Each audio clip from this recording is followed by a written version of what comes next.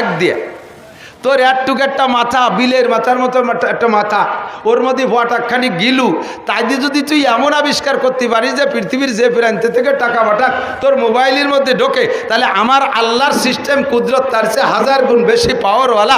আমার বাপের আমল নামে আমি পৃথিবীর যে জায়গা বসে কুলুসুরো পড়বো ওই জায়গা কবরের মধ্যে ঢুকতে কোনো জানলা কাটা লাগে না, কোনো ফুটো দরজা লাগে না, আল্লাহ তাআলা পৌঁছে দিতে পারে কি পারে না? 3 কুলহু বললে অনায়াসে পৌঁছে যাবে, সর্বশ্রেষ্ঠ ইসালে সওয়াবের পদ্ধতি।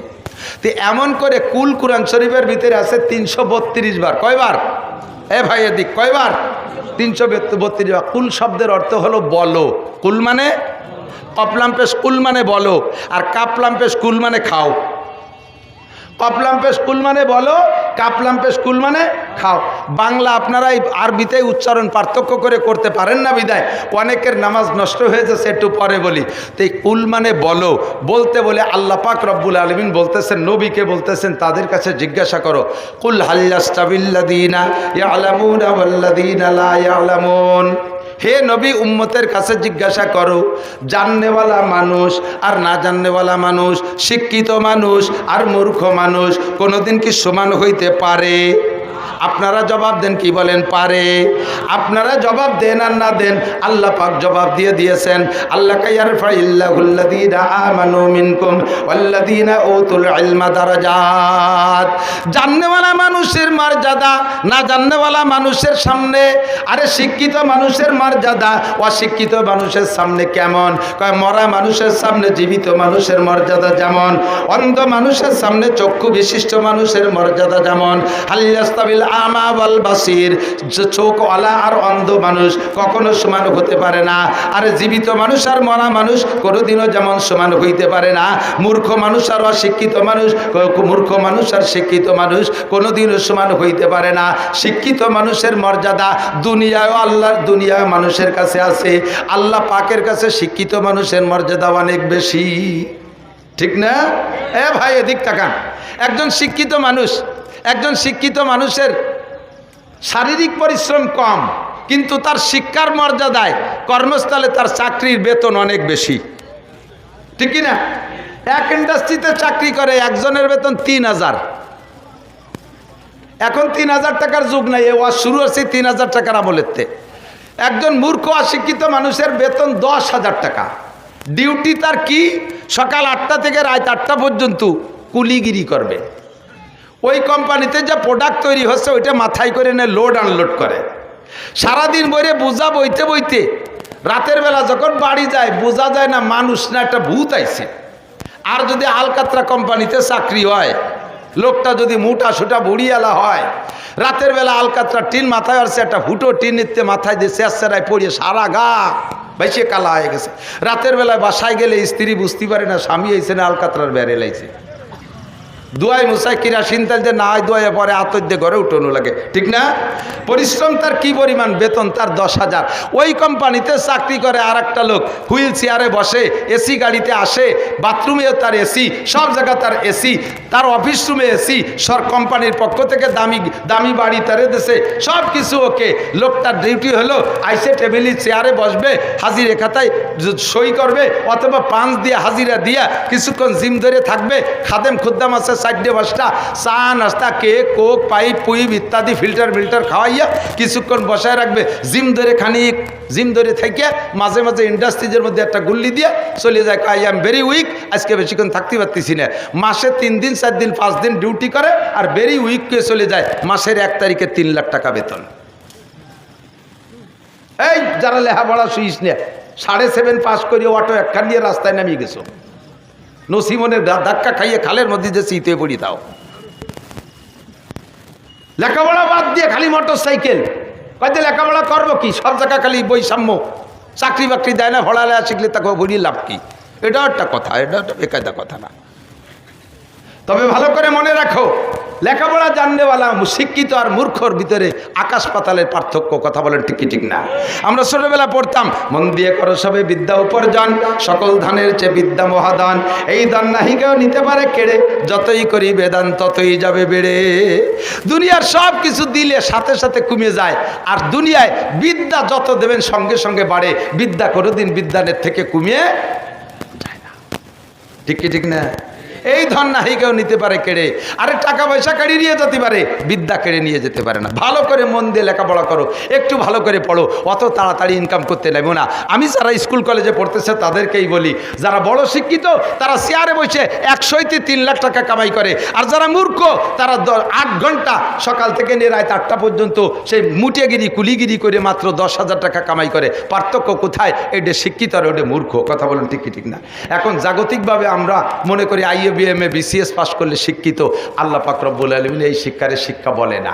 এটা দুনিয়ায় বেঁচে থাকার জন্য একটা উপকরণ, এটা ইনকাম করে খা, দুনিয়া কামাই করে খাওয়ার জন্য একটা ব্যবস্থা। মূল শিক্ষিত কাকে বলে? মূল শিক্ষিত কাকে বলে? নবী পাক বলেন, খায়রুকুম মান তাআল্লামাল কুরআন ওয়া আল্লামা। তোমাদের মধ্যে সবচাইতে বড় শিক্ষিত, তোমাদের মধ্যে সবচেয়ে বেশি দামি, তোমাদের মধ্যে সবচাইতে বেশি দামি ওই ব্যক্তি যে কোরআন শিক্ষা করে আর কোরআন শিক্ষা করে আর কোরআন শিক্ষা দেয়। এই দুই ব্যক্তির চাইতে দামি BCS ক্যাডারও না, ডাক্তারও না, ইঞ্জিনিয়ারও না। কথা বলেন ঠিক কি ঠিক না? ও দোস্ত, জাননেওয়ালা আর না জাননেওয়ালার ভিতরে আকাশ পাতালে পার্থক্য। তৎকালীন বিশ্বের সবচাইতে বড় শিক্ষিত যারা ছিল তার ভিতরে 1 নম্বর ছিল মিস্টার আবু জাহেল। তার মূল নাম আমর ইবনে হিশাম, তার নাম আমর ইবনে হিশাম। তার উপাধি ছিল আবুল হেকাম। সারা পৃথিবীর শ্রেষ্ঠ শিক্ষিত 2 জনের মধ্যে একজন, তাই তার নাম ছিল আবুল হেকাম। ডাক্তারি সার্টিফিকেট আছে, ইঞ্জিনিয়ারিং সার্টিফিকেট আছে, পলিটিশিয়ান সার্টিফিকেট আছে, সৌদি আরবের গভর্নর, সব বিদ্যায় বিদ্যান, নাই শুধু কোরআন শরীফের সার্টিফিকেট। কোরআন শেখে নাই, এর কারণে নবী পাকের জবান থেকে বেরিয়ে আসছে, তোমার সব সার্টিফিকেট থাক, তারপরে তোমার উপাধি আজকে থেকে আবু জাহেল। তুমি মূর্খদের বাবা, তোমার মতো মূর্খ, তোমার মতো অশিক্ষিত জগতে নাই। ও দোস্ত, দুনিয়ার সব সার্টিফিকেট আছে, নাই শুধু কোরআন, তাই তাকে মূর্খদের বাবা বলা হয়েছে। কথা বলুন ঠিক কি ঠিক না? আমরা বাস্তবে দেখি, এদিকে আসেন। আল্লাহ রসুল সাল্লাল্লাহু আলাইহি ওয়াসাল্লাম বলেন, আমাদেরকে শিক্ষার দ্বারা দামি হতে হলে কোন শিক্ষা লাগবে? হুজুর বলেন, তলাবুল ইলমে ফরিদাতুন আলা কুল্লি মুসলিম।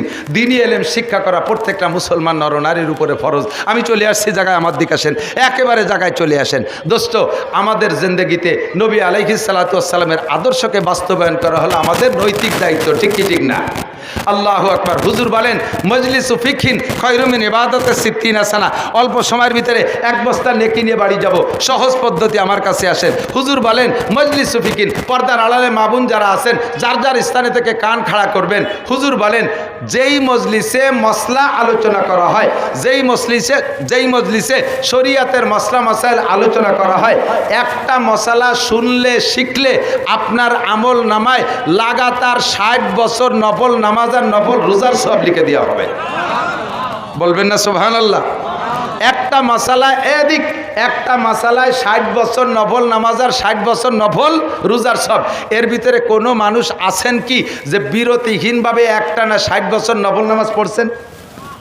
এ পড়া কি সম্ভব? রোগ ব্যাধি, অসুখ বিসুখ, কাম কাজ ইত্যাদি বহুত ঝামেলা, একটানা লাগাতার 60 বছর নফল নামাজ পড়া সম্ভব না। তো লাগাতার বিরামহীন 60 বছর নফল নামাজ পড়লে যেই নাকি, এটা হাতে রাখেন। আর বিরতিহীনভাবে একটানা 60 বছর নফল রোজা রাখবেন, রমজানের ফরজ রোজা বাদে, এরপরে 5 দিন রোজা রাখা হারাম, এই 35 দিন বাদে বছরের আর 330 দিন একটানা নফল রোজা রাখলে যেই নাকি, একটা মশালা শুনলে সেই নাকি, বরঞ্চ তার চেয়ে বেশি নাকি। এ কথা তো জীবন ভরে শুনি, একটু ভালো করে বুঝিয়ে শুনি, এদিক তাকান, ভালো করে বুঝিয়ে শুনেন। এমন কি মাসালা আছে যে একটা মাসালা শুনলে এত নেকি দেওয়া হবে? জিন্দেগিতে এমন এমন মাসালা আছে যেই মাসালা না জানা থাকার কারণে আপনার ফরজ ইবাদতগুলো নষ্ট হয়ে যাচ্ছে, আপনার ফরজ ইবাদতগুলো হচ্ছে না। কিয়ামতে আল্লাহ পাক আপনাকে জিজ্ঞাসা করবে না, সবে বরাতে নফল নামাজ পড়ছো নাকি, সবে কদরে নফল নামাজ পড়েছো নাকি, সবে মেরাজে নফল নামাজ পড়েছো নাকি, মেরাজের রোজা রাখছো নাকি, সবে বরাতে রোজা রাখছো নাকি, তাহাজ্জুদের নামাজ পড়ছো নাকি, ইশরাকের নামাজ পড়ছো নাকি, আবিনের নামাজ পড়ছো নাকি। এর কোনো নামাজ সম্পর্কে আল্লাহর কসম আপনাকে জিজ্ঞাসা করা হবে না, আবিনের নামাজ জিজ্ঞাসা করা হবে না, কোনো নফল নামাজ জিজ্ঞাসা করা হবে না। কিন্তু আউয়ালু মা ইউহাসাবু বিহিল আবদু ইয়াউমাল কিয়ামাতিস সালাহ, কিয়ামতের ময়দানে সর্বপ্রথম জিজ্ঞাসা হবে ফরজ নামাজ। একটু বলেন কি নামাজ? একটু বলেন কি নামাজ? ফরজ নামাজ সম্পর্কে জিজ্ঞাসিত হবেন। ফামান সলুহাত, যেই ব্যক্তি ফরজ নামাজ সুন্দর করে আল্লাহকে জবাব দিয়ে যেতে পারবেন, সলুহা সাইরে আমালিহি, ওই লোকটা আর কোনো জায়গা ঠেকবে না, সব জায়গা বিনা হিসাবে পার হয়ে চলে যাবে। এখন আমার আপনার জিন্দেগিতে এমন এমন মাসালা আছে, যেই মাসালা না জানা থাকার কারণে আমার ফরজ নামাজ হচ্ছে না। কিয়ামতের ময়দানে এর ভিতরে আমি চেহারা দেখে বুঝতেছি হাজার হাজার মানুষ আছেন কিয়ামতের ময়দানে যারা দুনিয়ায় রেগুলার নামাজ পড়ছেন, অথচ হাসরের মাঠে বেনামাজি হিসাবে বিনা হিসাবে জাহান্নামে চলে যাবেন। খেয়াল করতেছেন না? এমন এমন মানুষ আছে সারা জিন্দেগি নামাজ পড়ছেন, অথচ কিয়ামতে যারা কোনোদিন দুনিয়ায় নামাজ পড়ে নাই, এই বেনামাজিরা যেভাবে বেনামাজি হিসেবে জাহান্নামে যাবে, আপনি সারা জীবন নামাজ পড়ে সেইভাবে বেনামাজি হিসেবে জাহান্নামে চলে যাবেন। এবং একাকোক্ত নামাজের কারণে আপনাকে 230 কোটি 40 লক্ষ বছর জাহান্নামে পোড়া লাগবে। নামাজ পড়ার পরও আপনাকে এই সাজা ভোগ করা লাগবে। আপনার নামাজ হয় নাই। কেন হয় নাই? আপনার বিশাল নামাজের ভিতরে 2 রাকাত নামাজ পড়তে 12,000 মাসালা লাগে। সর্বনিম্ন কত? ইমামে আবু হানিফা রহমতুল্লাহ আলাইহির জামানায় উনি হিসাব করছেন 2 রাকাতে 12,000 মাসালা লাগে। আর ইমামে আবু হানিফা যদি এখন হতেন তাহলে মাসালা আরও বেশি বলতেন, কারণ এখন নতুন নতুন কিছু মাসালা আসছে। যেমন ইমামে আবু হানিফার জামানায় মোবাইল ছিল না, বোঝেন এই কথা? মোবাইল ছিল না। ইমামে আবু হানিফার জামানায় মানুষ চেয়ারে নামাজ পড়ে নাই। এখন আমাদের বাংলাদেশে চেয়ারম্যান, মসজিদি চেয়ারম্যান আছে না নাই? এ মসজিদি চেয়ার হলো না, মুসল্লি আছে না নাই? কোন মসজিদে, ভালো ভালো মসজিদ, শহরের মসজিদে সামনের এক কাতারই চেয়ারম্যান। প্রয়োজন হোক আর না হোক একটা স্টাইল বানায় নিয়েছে চেয়ার রে। ইমামে আবু হানিফার জামানায় না, মুরব্বীরা সাক্ষী দেন, আজ থেকে 30-40 বছর আগে আপনারা যারা মসজিদে, একখান চেয়ার ছিল মসজিদি করে চেয়ার ছিল, মসজিদি চেয়ার ছিল না। তাহলে এখন চেয়ার মসজিদি ঢুকছে, কাজেই চেয়ার সংক্রান্ত মাসালাও বলতে হবে, এটাও নামাজের মাসালা। ইমামে আবু হানিফার জামানায় মোবাইল ছিল না, এখন মোবাইল হয়েছে, মসজিদে ঢুকার সাথে সাথে মোবাইল বাজি ওঠে, আর মোবাইলের ভিতরে মুমতাজের গান। একদিকে ইমাম সাহেব কিরাত পড়ে আলহামদুলিল্লাহ রাব্বিল আলামিন, আর একদিকে মুমতাজের গান মোবাইলে বাজে ওঠে, বুকটা ফাটিয়ে যায়। আর ইমামও কিরাত পড়বে আর মোবাইলেও মুমতাজের গান গাবে, একসাথে কি মসজিদের মধ্যে 2 কাম চলবে? একটা বন্ধ, দ্বিতীয় বন্ধ করতে হবে না? এই সংক্রান্ত মশালা, এমন করে মশালা নামাজের ভিতরে কমপক্ষে 12,000। এই 12,000-এর ভিতরে সব মশালা আবার একরকম না। কোনো মশালা আছে যেই মশালাটা না থাকার কারণে আপনার নামাজ নষ্ট হয়ে যাচ্ছে। আমি উদাহরণস্বরূপ বলি, আপনার নামাজের ভিতরে সব আছে। অজু বানানোর জায়গায় আপনি গোসল করে আসছেন, অজু করলে হয়তো সেখানে আপনি গোসল করে আসছেন। এদিক সাধারণ আপনি মোটামুটি একটা পায়জামা পরে একটা গেঞ্জি গাইতে নামাজ পড়লেও হতো, আপনি সুন্নতি পায়জামা পরে জুব্ব একটা গায়ে দিয়েছেন সৌদি আরবের মতো 43 বন্ধের, টুপি মোটামুটি একটা মাথায় দিলেও হতো, তা পরে টুপির উপরে আবার 3 খেতে যে বাগড়ি একটা বাঁধছেন, সব কিছু ওকে, মোটামুটি জায়নামাজে নামাজ পড়লে হতো, সে জায়গায় 1 ইঞ্চি মখমলের সৌদি আরবের জায়নামাজ বিছাইছেন। তাহলে বাহ্যিক সবগুলো বড় দামি। এবার কায়দা মতো দাঁড়াইয়া প্রথম রেখাতে আলহামদুসুরো পড়ে সুরো বাকারা ভরে ফেলাইছেন 2.5 পারা, দ্বিতীয় রেখাতে আলহামদুসুরো পড়ে সুরো আল ইমরান পড়ে ফেলাইছেন তা প্রায় 2.5 পারা। তাহলে সব কিছু কত বড় বড়। ফাঁকে এই নামাজের ভিতরে ছোট্ট একটা মাসালা না জানা থাকার কারণে আপনার এত বড় বড় সব কিছু হওয়া সত্ত্বেও আপনার নামাজটা হয় নাই। এরকম একটা ছোট মাসালা জানা থাকতে পারে ওর ভিতরে। আমি একটু বলবো, গাড়ি কিনছেন মোটরসাইকেল 3.5 লাখ টাকা দিয়ে, দামি মোটা একেবারে ট্রাকের চাকার মতো চাকা আছে, এত বড় তার ট্যাঙ্কি আছে, তার সব কিছু আছে, ডবল সাইলেন্সার, সব কিছু তার সুন্দর। এই গাড়ির কোনোটা অভাব নাই, টাঙ্কি ভরা তেল আছে, পেট্রোল দিলে চলতো, অকটেন ঢুকাইছেন, নতুন মোবিল দিয়েছেন, সব কিছু ফার্স্ট ক্লাস ফার্স্ট। শুধুমাত্র চাকার ভিতরে হাওয়া ঢুকানোর জায়গায় যে ছোট্ট একটা বাল্ব টিউব, ওই বাল্ব টিউবটা নাই। গাড়ি চলবে? কতক্ষণ চলবে? আমার 45 লাখ টাকা দামের গাড়ি, ওর নিচে ইঞ্জিনের ভিতরে একটা পিন এক জায়গাতে পড়ে গেছে, হঠাৎ করে গাড়িটা বন্ধ হয়ে গেছে, আর চলে না। গাড়ির বডি আছে, চাকা আছে, স্যাসিস আছে, ইঞ্জিন আছে, সব কিছু ওকে আছে, শুধুমাত্র একটা পিন পড়ে গেছে, গাড়িটার ইঞ্জিন বন্ধ হয়ে গেছে, আর চলবে না। আরও সহজে বলি, আমার কৃষক বাবারা যারা আছেন, আগে যারা ক্ষেত খামার করছেন চাষবাস করে, ইদানিং তো সব চাষবাস হয়ে গেছে মেশিনই, পাওয়ার টিলার, আর আগে যারা গরু দিয়ে হাল চাষ করতেন, মনে আছে নাকি আপনাদের কথা? কৃষকরা আছেন কেউ এর ভিতরে? আমি হাল চাষ নিজে করছি, 3, 4, 5, 3 ক্লাস বাপের সাথে মাঠে হাল চড়ছি। আমার চাইতে লাঙ্গলের গুটি উঁচু ছিল, ধরিয়ে ঝুলিয়ে টাইনি ঠাইছি ধরে রাখতাম। লাঙ্গল ফাংশনে সব আমি জানি। লাঙ্গল চাষ করতে লাগে কি কি? 2টে বড় গরু লাগে, বলদ গরু, আবাল গরু কয় আমাকে দিক। লাঙ্গল লাগে, জুমাইল লাগে। জুমাইল বানাইছেন শাল কাঠ দিয়া, লাঙ্গল বানাইছেন লোহা কাঠ দিয়া, স্টিচ সব কিছু সুন্দর করে বানাইছেন, ফাল বানাইছেন স্বর্ণ দিয়া, সব কিছু ওকে। লাঙ্গল বানাইতে যাইয়া ইস্টা আইসা লাঙ্গলের ভিতরে যে জায়গা ঢোকে পিছন দিয়ে একটুক একখান খুঁটো দেওয়া লাগে, ওর নাম হলো ইস্তিয়া। মনে আছে নাকি? 2.5 লাখ টাকা দামের 2টে গরু আছে, সোনার লাঙ্গল আছে, শাল কাঠের তার ইস, লোহা কাঠের তার জুমাল, সব কিছু ওকে। শুধুমাত্র সেই পিছনের একটুক একখান খুঁটো ইস্তে নাই। আলচষা যাবে? আলচষা যাবে? সেম কোয়ালিটি আপনার নামাজের বড় বড় সব কিছু আছে, কিন্তু নামাজের ভিতরে একটুক একখান ইস্তে নাই, একটুক একটা বাল্ব টিউব পড়ে গেছে, আপনার নামাজের ইঞ্জিনের থেকে একটুক একটা পিন পড়ে গেছে, আপনার নামাজ বাতিল, আপনার নামাজ হবে না। এই নামাজে আপনি কিয়ামতে জান্নাতে যেতে পারবেন না। কাজেই কিয়ামতের ময়দানে যেহেতু আমাকে সবচাই সর্বপ্রথম জিজ্ঞাসা হবে নামাজের, আমার নামাজ সংক্রান্ত জরুরি মশালাগুলো শিখতে হবে। আমি এর কয়টা মশালা বলবো, শুনবেন? শুনবেন, এদিক তাকান, শুনবেন, শিখবেন। আল্লাহু আকবার। নামাজ তৈরি হতে, নামাজ কমপ্লিট হতে, পূর্ণ হতে 13টা ফরজ লাগে। কয়টা? জোরে বলেন, কয়টা? 13টা ফরজ লাগে।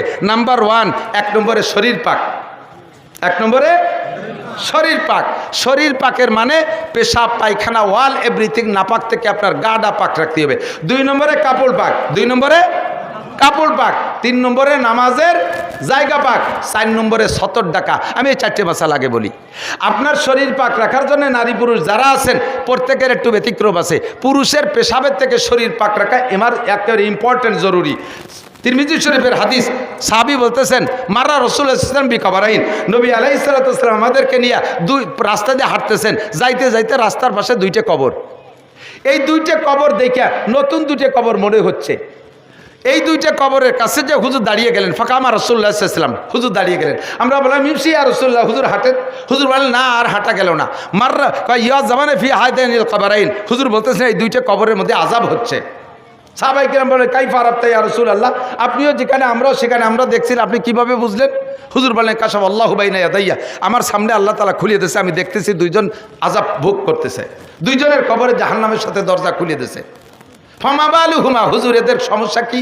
কোন কারণে এদের আযাব হচ্ছে? ওরা কি মুসলমান না কাফের? কয় 2জন মুসলমান। 2জন মুসলমানের কবরে আযাব হচ্ছে, দোষ কি? কয় হুজুর বলেন এই 2জন লোকের পারিবারিক অবস্থা সন্ধান করো। কবরওয়ালাদের বাড়ি খবর নিয়ে দেখা গেল 2জনের অবস্থা জানা গেছে। একজনের সমস্যা জিবরিল আগে হুজুরকে বলে দিছে, একজনের সমস্যা হলো লোকটা নামাজ পড়তো, সব কিছু কমপ্লিট, এমসিবিন নামিমা, ওই লোকটার স্বভাব ছিল চগলখুরি করা। এই চগলখুরি করা, চগলখুরি তো বোঝেন, এই চগলখুরি করার কারণে ওই লোকটার অবস্থা এই হয়েছে যে কবরে আল্লাহ তাআলা তাকে আযাব দিচ্ছে, তার কোনো তাই তারা ঠেকাতে পারেনি। দ্বিতীয় জনের কবরের আযাবে, দ্বিতীয় জনের কবরের আযাব হলো লা ইয়াস্তানজি আনিল বাউল, লোকটা পেশাব থেকে পরিচ্ছন্নতা অর্জন করতো না। পুরুষরা পেশাব করে, পুরুষের পেশাব আর নারীদের পেশাবের ভিতরে পার্থক্য আছে। এই লোকটা পুরুষ মানুষ পেশাবের থেকে পরিচ্ছন্নতা অর্জন করতো না, পেশাব করে জায়গার থেকে পানিতে ধুয়ে চলে আসতো। পুরুষের পেশাবের অবস্থা ভিন্ন রকম। পুরুষের পেশাব নালী সরু, পুরুষে যখন পেশাব করতে বসে তখন এই সরু নালীটা আঁকা বাঁকা হয়ে যায়। পেশাব করার পরে মোড়ে মোড়ে এখানে ওখানে 2-1 ফুট আটকে থাকতে পারে। যখন সোজা হয়ে দাঁড়ায় তখন এই আটকে থাকা পেশাবটা ধীরে ধীরে নিচের দিকে পড়তে থাকে, নিচের দিকে যায়। যদি সেখানে ঢিলা ধরে ওই পেশাবটা ধরে না রাখা হয় তাহলে ওই পেশাব 2 ফুট পড়ে লাগবে গায়ে। লাগবে কোথায়? গায়ে। তো নামাজের 1 নম্বর ফরজ হলো শরীর পাক। যারা পেশাবের থেকে পরিচ্ছন্নতা অর্জন না করে, পেশাবে ঢিলা ব্যবহার না করে, ওই লোকের পেশাব শরীর পাক থাকে না। ওই লোকটা যত সুন্দর করে নামাজ পড়ুক, ওই নামাজে ওকে জাহান্নামের আগুন থেকে বাঁচাইতে পারবে। আপনার সব ঠিক আছে, কিন্তু আপনার এই পিন পড়ে গেছে, পেশাবে ঢিলা ব্যবহার করেন নাই। ও দোস্ত এদিক তাকান, 1 বান্ডিল টিস্যু পেপার কিনলে, একজন পুরুষের জন্য 1 বান্ডিল টিস্যু পেপার কিনলে, পেশাব এবং পায়খানা একজন যদি একা ব্যবহার করে, 1 বান্ডিল 25 টাকা দামের 1 বান্ডিল টিস্যুতে তার 1 মাস পর্যন্ত হয়ে যায়। একা একা ব্যবহার করে দেখেন। আমার বাড়ির প্রত্যেকের বাথরুম আলাদা, আমার বাথরুম আলাদা, আমার এক বান্ডিল টিস্যুতে 1 মাস হয়ে যায়। দোস্তরে কিয়ামতের ময়দানে পরিষ্কার হাদিসে আসছে, যে ব্যক্তি দুনিয়ায় পেশাব পায়খানা ঢিলা ব্যবহার করলো, কিয়ামতের ময়দানে আল্লাহ তাআলা ঢিলাগুলোকে রূপ পাল্টাইয়া আপনার নেকির পাল্লায় তুলে দেওয়া হবে। হযরত ওমর ইবনে খাত্তাব রাদিয়াল্লাহু তাআলা একটা হাদিস আসছে, হযরত ওমর পেশাব কইরা ঢিলা ব্যবহার করছে, হযরত আলী দূর থেকে দেখে ফেলাইছে, দেখে ঢিলা ব্যবহার করার পদ্ধতি কি বলতে একটু শরম লাগতেছে। হযরত আলী দেখে হযরত ওমরকে বলতেছেন, ভাই আপনি পেশাবের পরে ঢিলা ব্যবহার করলেন কিভাবে? কয় যে হুজুর বলছেন যে পেশাবে যে ঢিলা ব্যবহার করা হবে, পায়খানায় যে ঢিলা ব্যবহার করা হবে, কিয়ামতের ময়দানে এইটা নেকির পাল্লায় তুলে দেওয়া হবে। এই জন্য আমি পুরো দুনিয়ারে ঢিলা বানাই ফেলাইছি, সারাটা দুনিয়ারে একটা কুলুক বানাই ফেলাইছি, যেভাবে করলে হয় যাতে সারা দুনিয়া আমার নেকির পাল্লায় উঠাই দেওয়া হয়। আসলে হিসাব হলো আমি যে যতগুলো ঢিলা ব্যবহার করব, এই ঢিলাগুলো সংখ্যা হিসেবে কিয়ামতে নেকির পাল্লায় উঠবে। ও দোস্ত, মহিলাদের পেশাবে ঢিলা লাগে না, পুরুষের পেশাবে ঢিলা লাগে। আপনি যদি ঢিলা ব্যবহার না করেন, 1 নম্বরে শরীর নাপাক, 2 নম্বরে কাপড় নাপাক, শরীর নাপাক আর কাপড় নাপাক, আপনার নামাজ শেষ। আপনি যত বড় সূরা দিয়ে রুকুর ভিতরে সুবহানাল আজিম 39 বার, সিজদার মধ্যে 41 বার মেরে দিয়েছেন, তাতেও আপনার নামাজ হবে না। আপনি বেনামাজি হিসেবে এক ওয়াক্তের নামাজের কারণে যেমন 80 হুকমা জাহান্নাম, আপনি নামাজ পড়ার পরও আপনি 80 হুকমা জাহান্নামে পড়তে হবে আপনাকে। কাজে আজ থেকে আমরা পুরুষরা ঢিলা ব্যবহার করব, প্রত্যেকের পকেটে ঢিলা রাখবেন। আরে মুসলমানের পকেটে কেন ঢিলা থাকবে না? ঢিলা কেন থাকবে না? এখন সহজ হয়ে গেছে, মাটির ঢিলা না, টিস্যু পেপার ব্যবহার করলে পরিষ্কার হয়ে যাচ্ছেন, এটা পকেটে কেন থাকবে না? 1 নম্বরে আপনি ঢিলা ব্যবহার করবেন। শরীর পাক, যদি আপনার শরীর না পাক থাকে নামাজ, মা বোনরা এদিক তাকান, ছোট বাচ্চা, দুধের বাচ্চা কোলে পেশাব করে দিয়েছে, একটু হাত দিয়ে কোষ মারিয়ে ফেলাই দিয়ে ও জায়গায় একটু পানি ছিটে দিয়ে নামাজে দাঁড়াই গেছে। আপা আপনার বাচ্চা আপনার কোলের মধ্যে পেশাব করলো, আপনি তো দোলেন না, কয় যে ও ফেরেশতা, ওনারটা বলে ফেরেশতা। ফেরেশতার নাম কি? কয় নানটু। নানটু নামে কোনো ফেরেশতা আছে? আরে ফেরেশতাদের বৈশিষ্ট্য হলো লা ইয়াকুলু ওয়া লা ইয়াশরাবু, ফেরেশতারা খায় না, পান করে না। লা ইয়াবুতু ওয়া লা ইয়াবুলু, পেশাবও করে না, পায়খানাও করে না। লা ইয়ানামু ওয়া লা ইয়াস্তায়কিজু, ঘুমও যায় না, সজাগও হয় না। তোমারটা দিক জম্মের খায় আশের বাচ্চার মতো গেলে ফ্যাস ফ্যাস করে মারতি তালে রয়েছে, তাই তোমারটা ফেরেশতা হয় কি করে? তোমারটার পেশাব পায়খানা সম্পূর্ণ নাপাক, কাপড়ে লাগছে, ওই কাপড়ও ওইভাবে কোষ মেরে ফেলাই দিয়ে পানি ছিটে দিলে হবে না, ওটাকে ধুইতে হবে, এবং কাপড় শুয়াইয়া যদি গায়ে লাগে ও গাও ধুইতে হবে। কয় হুজুর তাহলে ডেলি কতবার কাপড় পাল্টাবো, কতবার আমি এই কাপড় পাল্টাবো? এত কাপড় তো আমার নেই। হ্যাঁ, আপনার কাপড় বেশি নাই, ঠিক আছে, নামাজের জন্য একটা কাপড় আলাদা করে রাখবেন, আপনার স্বাভাবিকভাবে ডেলি ব্যবহার করার কাপড় ব্যবহার করবেন। আপনি নামাজের জন্য যে কাপড়টা রক্ত হইলে পরনের কাপড়টা পাল্টাইয়া নামাজের কাপড় পরে আপনি নামাজ পড়েন, আবার আপনি পাল্টাইয়া সেই কাপড়টা পরেন, তাহলে আপনার নামাজ সুন্দর হবে। মা বোনরা এ জায়গা থেকে দারুণভাবে অলস। ভাই এদিক তাকান, যারা গরু পালেন, ষাঁড় পালেন, বলদ পালেন, এই ইমামে আবু হানিফা রহমাতুল্লাহ আলাইহি শরীয়তে সব কিছু ভিতর ধরে মাইপে ধুইছে। বলদ গরু, ষাঁড় গরু পেশাব করলে 5 হাত সেটে, কয়াত, আর গাই গরুতে পেশাব করলে 8 হাত সেটে। গাভী দোয়ানোর সময় 90% গাভী দুধ দোয়ানোর সময় পেশাব করে দেয়। যিনি গাভী দোয়াচ্ছেন উনি মহিলা হইলে বা পুরুষ হইলে একটু হাতুনটা বা কলসটা বালতিটা ধরিয়ে মোড়াইয়ে পাশা ফিরে দিয়ে আর একদিক ফিরে বসে। ওনার ভিটির উপর দিয়ে ছিটে যায় দুধের মধ্যে পড়তেছে, সেই দুধ নিজেও খাচ্ছে আর বেটাকে খাওয়াই দিচ্ছে। বাটিপাড়ার বাজারের থেকে একবার 10 কেজি দুধ দিছি, 10 কেজি দুধ দিয়ে সেই দুধ খাইতে পারি নাই। প্রথম যেটুক জাল দিছে সেইটুকির ভিতরে পুরো গরুর ছানার গন্ধ। সেই থেকে তওবা করছি আর বাজারে দুধ খাই না, এখনো দুধে গাই পালি। এই দিন বইরে গায়ের গাছ কেটে বেড়াই, যে বাজারে দুধ খাওয়ার কায়দা নাই। ওই পেশাব পড়ছে, সেই অবস্থায় আমার আপনার খাওয়াই দিছে, হারাম খাওয়াইছেন, আপনি কিয়ামতে দায়ী হয়ে যাবেন। এবার আপনার আর একদিক ফিরে বসছেন, আপনার গায়ে গাভীর পেশাব সিটে লাগছে, আপনি নামাজি মুসলমান, সময় মতো উজু বানায় নামাজ পড়ছেন, আপনি কাপড়টা চেঞ্জ করেন নাই। লা ইস্তানজি আনিল বাউল, হুজুর বলেন ওই লোকটা উট চড়াইতো, দুম্বা চড়াইতো, গরু চড়াইতো, ঘোড়া চড়াইতো, গাদা চড়াইতো, সেখানে পেশাব থেকে পরিচ্ছন্ন থাকতো না, বিদায় তার নামাজ হয় নাই। আর আজাবুল কবর, নামাজ কবর আজাব মাফ হওয়ার জন্য 5টা কি বলা হয়, নামাজে 5টা পুরস্কার, তার ভিতরে 2 নম্বর পুরস্কার হলো নামাজি ব্যক্তিকে আল্লাহ তাআলা নামাজের ওসিলায় কবর আজাব মাফ করে দেয়।